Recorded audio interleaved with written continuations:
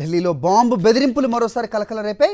ఆర్కేపురంలోని Delhi public school అలాగే పశ్చిమ విహార్లోని జీడీ గోయాంకా స్కూల్కు ఈమెయిల్ ద్వారా బాంబు బెదిరింపులు వచ్చాయి. ఏకంగా 40 స్కూల్స్కు పైగా బాంబు బెదిరింపులు వచ్చాయి. ప్రస్తుతం స్కూల్స్లో బాంబ్ స్క్వాడ్ తనిఖీలు కొనసాగుతున్నాయి. అయితే గతంలో కూడా ఢిల్లీలోని పలు స్కూల్స్కు బాంబు బెదిరింపులు వచ్చాయి. దీనిపై అప్డేట్స్ మా కరెస్పాండెంట్ వెంకటేష్ ఢిల్లీ నుంచి అందిస్తారు.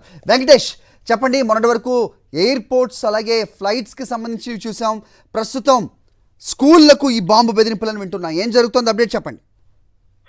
దేశ రాజధానిలోని సుమారు 40 పాఠశాలకు బాంబు బెదిరింపులు వచ్చాయి. ఈమెయిల్ ద్వారా ఒక అగంతకుడు ఈ బాంబు బెదిరింపులకు పాల్పడ్డాడు. తనకు $30,000 కనుక ఇవ్వకపోతే ఈ బాంబులన్నిటిని కూడా పేల్చివేస్తానని ఆ ఈమెయిల్లో వెల్లడించారు. సో ఈ నేపథ్యంలో ఆయా పాఠశాలకు సంబంధించినటువంటి యాజమాన్యం అప్రమత్తమైంది. వెంటనే విద్యార్థులందరినీ కూడా తిరిగి వారి వారి ఇళ్లకు పంపించి వేసింది. అలాగే పోలీసు బృందాలు కూడా రంగంలోకి దిగాయి. పోలీసులు తనిఖీలు చేస్తున్నారు.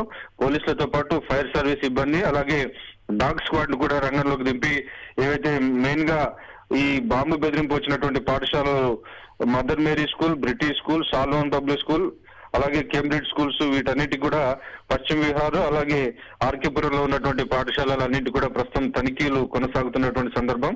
గతంలో కూడా మనం చూసాం సిఆర్పిఎఫ్ స్కూల్లో ఒక వాల్ కు బాంబు అమర్చి పేల్చినటువంటి సందర్భం అని చూసాం. ఈ నేపథ్యంలోనే పోలీసులు ఏ విషయాన్ని కూడా తేలిగ్గా తీసుకోవడం లేదు. ఖచ్చితంగా ఏ స్కూళ్ళకైతే ఇటువంటి బెదిరింపు వచ్చిందో ఆ స్కూళ్ళన్నిటిని కూడా ఖచ్చితంగా తనిఖీ చేస్తున్నారు. ఆ మేరకు ఇదివరకే స్టాండర్డ్ ఆపరేటింగ్ ప్రోటోకాల్స్ కూడా నిర్దేశించారు. Thanks for the inputs, Venkatesh.